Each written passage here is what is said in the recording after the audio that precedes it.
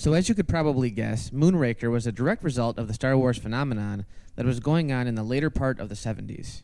If you watch the end credits of The Spy Who Loved Me, they actually say that the next Bond film will be for your eyes only. But no, Star Wars was such a success that the producers had to jump on it. Reportedly, like many of Eon's later Bond productions, the film has very little to do with Ian Fleming's novel. So let's jump in.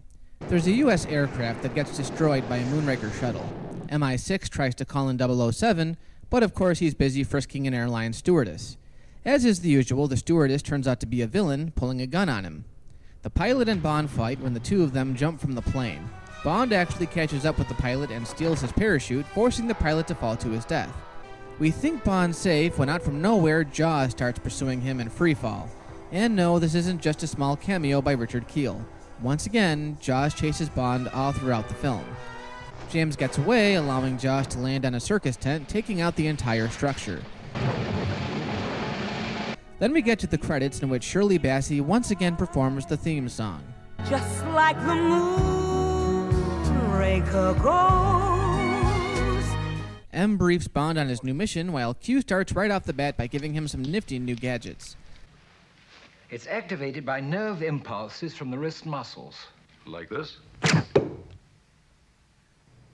Oh, thank you, 007. Nothing fancy, but it keeps us waiting to see how he uses them for later. So James goes to investigate a shuttle manufacturing complex run by Hugo Drax, played by Michael Lonsdale, who we establish right away as the film's main villain. He has an Asian henchman named Chang. No, that's not stereotyping. Who tries to kill James by strapping him in a centrifuge chamber, not unlike what happened to Sean Connery with the spine stretcher in Thunderball. Using those quick secret agent reflexes, James uses Q's wrist darts to short out the machine, causing the astronaut, Holly Goodhead, to come to his rescue. Yes, her name is Holly Goodhead. You should be used to this naming scheme by now. Felicity Shagwell. Ivana Humpalot. Robin Swallows. He seduces Drax's pilot, Corinne DeFore, and finds some blueprints he can use in his mission. Next, Bond confronts Drax during a game hunt and takes out a sniper that was meant for him. I don't know how that makes sense, but hey, nothing surprises me at this point. Bond leaves while Drax sicks his dogs on Corinne. 007 goes to Venice to investigate some glass that was on the blueprints he found at Drax's place. He meets up with Miss Goodhead when he's pursued by some bad guys through the canals. In typical Bond fashion, his boat converts into a hovercraft and he safely gets away. Bond goes to check out a science lab where a few scientists are poisoned. The next thing we know, he's once again attacked by Chang, who for some reason wears a ridiculous fencing costume. If you're so confident that you're going to win, why do you need to play dress-up? So as you probably guessed, James wins once again, causing Chang to fall on top of a conductor during a live show. I guess the main theme of this movie is people falling out of random places. Bond takes M and the Minister of Defense to Drax's mansion, hoping to find the lab from the day before. Of course, the lab has been cleaned out, and the Minister suggests that Bond be taken off the case. Bond shows him a vial he saved from the lab, with M sending him next to Rio de Janeiro. So just how many places is Bond going to go before he realizes that, well, home is where the heart is? Okay, so I have to ask. We're almost an hour into the film and there's been no sign of Jaws. Ah, there he is. He's having trouble going through the metal detector. Classic. And that's the goofiest looking plane I've ever seen. What, is that like the special ed plane? In Rio, Bond meets his contact, Manuela. You know what that means. Bond fucks her. Hey, this is the 11th Bond film, so let's just call it as we see it, huh? He leaves her alone in an alley during a parade when we get the creepiest thing we've seen yet in a Bond film. There's this big goofy clown that stalks after her. He takes off his costume and of course it's Jaws, ready to sink his teeth into her. I have to admit the clown costume was a lot creepier. Jaws is foiled once by the crowd and then by Bond. Well, actually no, the crowd comes by and sweeps him away again. He's like 8 feet tall. You're telling me he can't just mash these people? So I guess we just forget about Manuela when Bond meets Miss Goodhead once again. They travel down a cable car where they're attacked yet again by Jaws. And again, Jaws falls through the ceiling as James and Holly get to safety. This is probably the most memorable scene of the film. Of course, we can't forget Jaws' love interest, Dolly.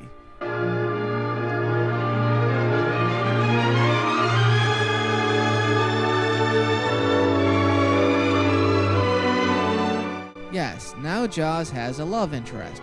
He's pretty much the comic relief of the film now, but he's still 50 times more interesting than any of the other villains we've seen in this movie. Bond escapes a beating from some paramedics where he rendezvous with MI6 at a monastery, where Q tries out his new weapons, namely a laser gun. Yeah, it's a Star Wars ripoff, and it's so out of place for a Bond film, but hey, it made a damn good weapon in a round of Goldeneye.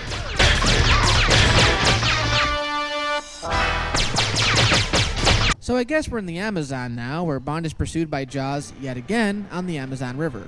And how does this sequence end? With Bond escaping in a hang glider and Jaws once again ending up at the ass end of a 007 punchline.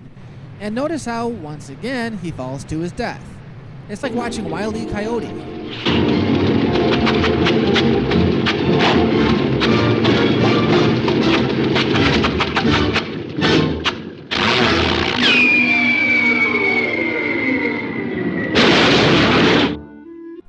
Bond follows a gorgeous Amazon woman into a temple where, for whatever reason, I'm not sure what, he goes for a swim in an Amazon pool and gets attacked by a serpent, which he kills with a syringe.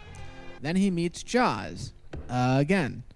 But just as Jaws is about to crush him, he shows up, but the extremely boring villain. So as is the norm, Drax tells Bond about his plans to poison human civilization and start over again in space. You know, I'm pretty sure that was the last guy's plan. Except instead of rebuilding an underwater civilization, they're building a space civilization. Is there no end to the producers' rampant unoriginality here? Why can't they just come up with the toxin that exemplifies the smell of a person's farts? Yeah, it's fucking stupid, but audiences wouldn't be expecting that. So Jaws takes James to a chamber where he and Goodhead escape and hijack a shuttle. Then they go to Drax's secret orbital base. So this is kind of like the ending of You Only Live Twice, and was even parodied in Austin Powers' The Spy Who Shagged Me. And apparently this is the society of people randomly making out with each other. I guess James wouldn't be welcome up here. He would just fuck everyone. Bond enters the base where Stromberg, Drax, prepares his new civilization.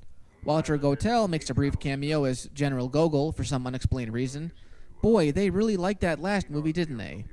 Drax then makes the mistake of revealing that he plans to kill everyone who isn't physically flawless. That would mean Jaws, who has prosthetic metal teeth. Jaws turns on Drax, finally, allowing James to run amok. Then we get this scene, the end-all climactic battle of the film. Remember the underwater harpoon sequence at the end of Thunderball? Well, here's one in space. It's a laser show. I'd be lying if I didn't say it didn't have me entertained, but that's definitely something I didn't expect to see in a Bond film. Jaws helps Bond and Holly escape when Bond faces off against Drax. And it's anticlimactic yet again. Drax gets sucked out of the airlock like the alien from... yeah, Alien. Bond and Holly escape via shuttle while Jaws and his newfound flame remain aboard to watch the space station explode. And yes, Jaws gets his famous one line of dialogue. Well, here's to us. They wave goodbye as they escape in an escape pod, I guess, and we never hear from them again. In the movies, at least. So Bond goes after the last vessel that will poison Earth's civilization, destroys it, and engages in zero-gravity snogging. And that's Bond 11. And it's decent, but nothing memorable. The only memorable parts are the scenes with Jaws and the last battle with the lasers, which is unique, but again, isn't really Bond-worthy. Like I said in the last review for Spy Who Loved Me, at this point the studio was just recycling the same old stories, and by the time they got to this one, it became very apparent. It also seems to have a lot more dialogue and more scenes where James is simply looking for stuff. The action scenes are okay, but they fall short, and it's another one of those entries where the story doesn't seem to move. Like the Connery era, Roger Moore's time was starting to draw to an end.